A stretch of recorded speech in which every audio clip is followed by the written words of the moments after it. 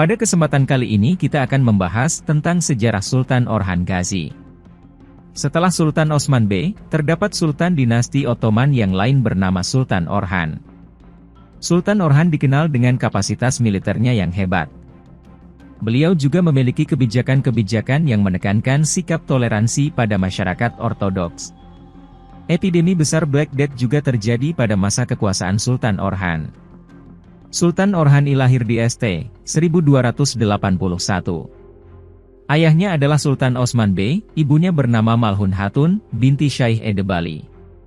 Pada tahun 1299, Orhan menikahi Nilufer, anak perempuan penguasa Bizantium Yarhisar, benteng tak dikenal di wilayah Sungai Sakarya di barat laut Asia Kecil, Turki. Putra mereka, Sulaiman Pasha, penakluk Balkan, digadang-gadang menjadi Sultan Utsmani berikutnya. Ibnu Battuta mengklaim telah bertemu dengan Sultan Orhan, raja terbesar dari raja-raja Turkmen dan yang terkaya dalam kekayaan, tanah, dan pasukan militer. Sultan Orhan bertarung dengan orang-orang kafir, dan terus mengunjungi di antara lebih dari 100 kastilnya, memeriksa bahwa mereka dalam keadaan baik, tidak pernah tinggal lebih dari sebulan di satu tempat. Penulis Bizantium seperti Nikeporos Gregoras dan Kaisar Bizantium John Kantakouzenos, keduanya sezaman dengan Sultan Orhan. Mereka berdua memberikan informasi yang jelas tentang pemerintahannya. Catatan mereka sangat berharga karena sebagian besar kisah dari sumber-sumber Turki ditulis lebih dari 1 abad setelah kematiannya dan bersifat legendaris. Orhan meninggal dalam keadaan mengasingkan diri 4 tahun setelah kematian mendadak putranya. Sulaiman Pasha terjatuh dari kuda setelah pengepungan Halil pada 1357, dia tercatat sebagai salah satu sultan dengan umur terpanjang. Selain putra sulungnya Sulaiman, Orhan juga memiliki beberapa putra seperti Ibrahim, 1316-1362, putra dari Asporca, gubernur Eskisehir. Ia dihukum mati oleh saudara tirinya, Murad. Kemudian juga Sultan, 1324-1362, Murad, 1326 15 Juni 1389, putra dari Nilufer, menjadi penguasa dinasti Ottoman ketiga sepeninggal Sultan Orhan. Terdapat anaknya yang lain, Kasm, meninggal 1346, putra dari Nilufer. Halil, 1347-1362, putra dari Theodora Kantakouzene. Saat masih kecil, Halil ditangkap oleh bajak laut Genova dan diselamatkan oleh Ioannes V. Palaiologos, Kaisar Romawi Timur. Halil kemudian menikah dengan sepupunya, Iren Palaiologina, anak dari Kaisar Ioannes V dengan permaisuri Helena Kantakouzene. Halil dihukum mati oleh Murad lantaran hendak merebut tahta. Halil memiliki 2 putra, Gundus dan Omer. Sultan Orhan I menggantikan ayahnya yang wafat, Sultan Osman Gazi. Sultan Orhan merebut kota-kota penting di daerah yang sekarang disebut sebagai Turki Barat Laut. Pada dinasti Ottoman selama pemerintahan Orhan, bagian barat laut Asia Kecil dikonsolidasikan ke dalam basis kekuasaan dinasti Ottoman. Ketika kekuasaannya semakin kuat dan luas, semakin banyak suku-suku Turki bergerak ke barat untuk bergabung dengan dinasti Ottoman. Seperti pendahulu mereka Kesultanan Seljuk, dinasti Ottoman pada era awal mempekerjakan banyak pejabat Bizantium. Secara administrasi, dinasti Ottoman umumnya mengikuti tradisi administrasi Islam Timur. Pada zaman Sultan Orhan I, banyak orang Persia datang untuk menjadi staf administrasi. Catatan dan arsip sering disimpan dalam bahasa Farsi daripada Turki, meskipun tetap menjadi bahasa lisan. Dinasti Ottoman juga mulai membangun madrasah, mengundang para teolog dan cendekiawan untuk pindah sehingga Bursa akan menjadi pusat peradaban baru. Sultan Orhan I juga mencetak koin perak pertamanya di Bursa pada 1327. Ia mendirikan sebuah madrasah di Iznik pada 1331.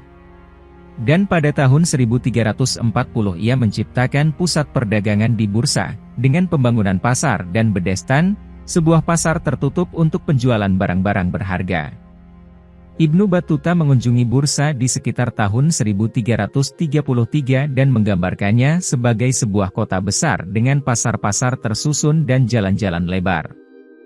Namun, sikap dan kebijakan dinasti Ottoman terhadap pemerintahan berbeda dari Bani Seljuk dalam hal-hal tertentu, termasuk perlakuan terhadap masyarakat Ortodoks. Bani Seljuk mengalami kesulitan mengendalikan resimen kesukuan mereka, yang sering menjarah biara-biara lokal.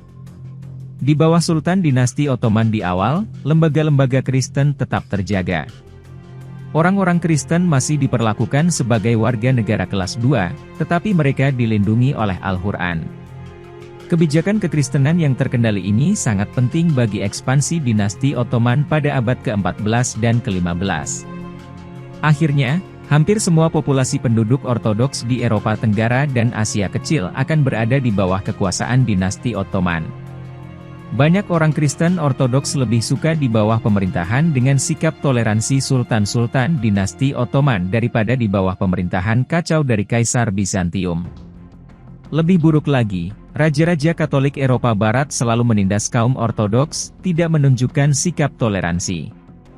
Tentara dinasti Ottoman mendapatkan reputasi sebagai prajurit paling ditakuti di Asia Kecil. Pada 1341, Kaisar Bizantium Andronikos III meninggal, hingga membuat dua faksi internal dalam kekaisaran yang memicu perang saudara. Selama perang tersebut, kedua belah pihak menyewa tentara bayaran Turki, banyak dari tentara itu adalah pasukan Sultan Orhan. Ketika tentara bayaran Turki akhirnya habis, mereka merebut semenanjung Gallipoli yang strategis. Kemudian mereka membentengi semenanjung itu pada 1354, memberi mereka kendali atas Dardanella dan mengundang Sultan Orhan untuk mengambil alih. Ini adalah pijakan yang diperlukan dinasti Ottoman untuk berkembang ke Eropa untuk pertama kalinya. Ottoman segera menyapu Balkan, yang telah jatuh ke dalam kekacauan setelah kematian penguasa Serbia Stefan II dan pecahnya Black Death. Ketika Sultan Orhan meninggal, upaya perluasannya dilanjutkan oleh putranya dan penggantinya Sultan Murad I. Black Death mencapai Konstantinopel pada 1348-1361. Epidemi tersebut juga menyerang Mosul dan Baghdad pada 1348. Ibnu Battuta kehilangan ibunya karena wabah ini. Dia menyaksikan doa, puasa, dan prosesi keagamaan yang dilakukan sebagai ikhtiar terhadap Black Death di Damaskus pada musim panas 1348. Seluruh penduduk kota bergabung, tulisnya. Orang-orang Yahudi pergi dengan Taurat mereka dan orang-orang Kristen dengan Injil mereka, bersama para wanita dan anak-anak, seluruh pertemuan mereka dengan berlinangan air mata dan permohonan dan doa yang rendah hati, memohon bantuan Allah melalui kitab-kitabnya dan para nabinya.